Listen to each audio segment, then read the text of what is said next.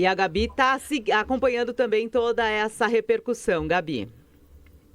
Eu quero fazer uma complementação, porque essa crise diplomática, né, proporções, ganhou força entre a União Europeia e os Estados Unidos em relação à direta ofensiva do Trump envolvendo a Groenlândia. O Parlamento Europeu decidiu suspender a ratificação do acordo comercial firmado em Washington em julho do ano passado. Esse acordo previa a retirada de tarifas sobre produtos industriais americanos, mas agora ele vai seguir congelado. E o movimento europeu ocorreu após o Trump anunciar as tarifas de 10% contra os países da União Europeia em uma tentativa de pressionar os opositores a ideia de anexação da Groenlândia, né, um território semi-autônomo ligado aí à Dinamarca. Nos bastidores, a União Europeia já discute uma resposta dura, tarifas retaliatórias que podem chegar a 93 bilhões de euros, além de possíveis restrições ao acesso de empresas americanas ao mercado europeu. Esse episódio, ele escancara uma escalada que vai além do comércio. Está em jogo o quê? Soberania, equilíbrio geopolítico e o futuro das relações entre os dois maiores blocos econômicos do mundo. Esse embate não afeta somente a Europa, mas também, além dos Estados Unidos, ele gera um impacto direto na economia global, nos mercados e nas cadeias internacionais de produção, Fabi. Não, com certeza. E eu acho que a própria França se posicionou ontem, né?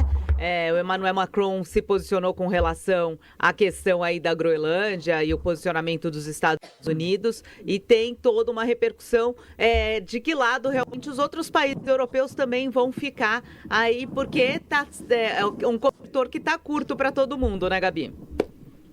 Exatamente. A decisão do Parlamento Europeu sinaliza que a União Europeia não vai ceder essa pressão unilateral, né? O cenário é de uma tensão crescente e todo esse reflexo deve se estender pelos próximos meses. Então, a gente tem que aguardar. Agora, só para fechar, já que a gente está falando do Trump, a Venezuela confirmou o recebimento de 300 milhões de dólares dos Estados Unidos após a venda de petróleo venezuelano em uma operação que marca um novo capítulo na relação entre Washington e Caracas. De acordo com o governo venezuelano, esse valor será destinado à reestruturação da economia local, e a informação divulgada foi pela vice-presidente do país, a Delcy Rodrigues. Essa transação já faz parte de um acordo firmado entre os dois países e envolve a comercialização de petróleo venezuelano no mercado internacional sob o controle e gestão dos Estados Unidos. No total, a operação foi avaliada em aproximadamente 500 milhões de dólares,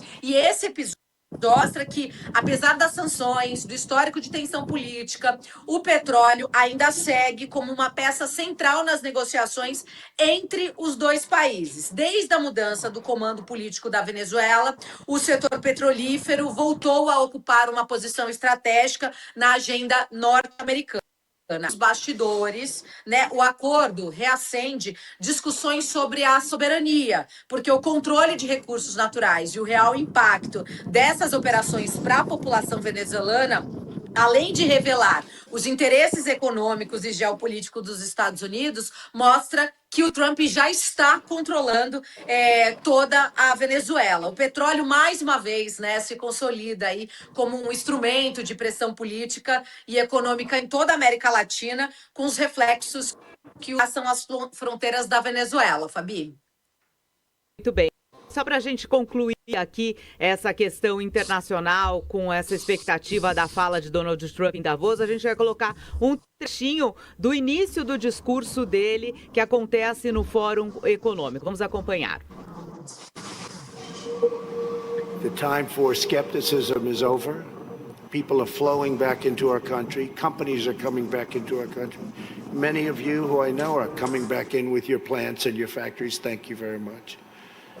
America's newfound prosperity is undeniable, unprecedented, and unmatched anywhere in the world. America achieved this stunning turnaround not by making minor changes to a handful of policies, but by adopting a whole new approach centered entirely on the well-being of the American worker. Every decision we make on taxes, trade, regulation, energy, immigration, education, and more is focused on improving the lives of everyday Americans. Acompanha aí, o que ele destaca é que todas as medidas que ele está tomando, inclusive as taxas, são realmente para proteger os cidadãos americanos com relação à educação, à saúde, à questão econômica dos Estados Unidos. A gente sabe que ele sempre prioriza essa questão American First, né? Primeiro em um lugar a América, e aí ele tenta, assim, explicar todas as decisões dele com relação ao mundo numa medida protecionista com relação aos Estados Unidos.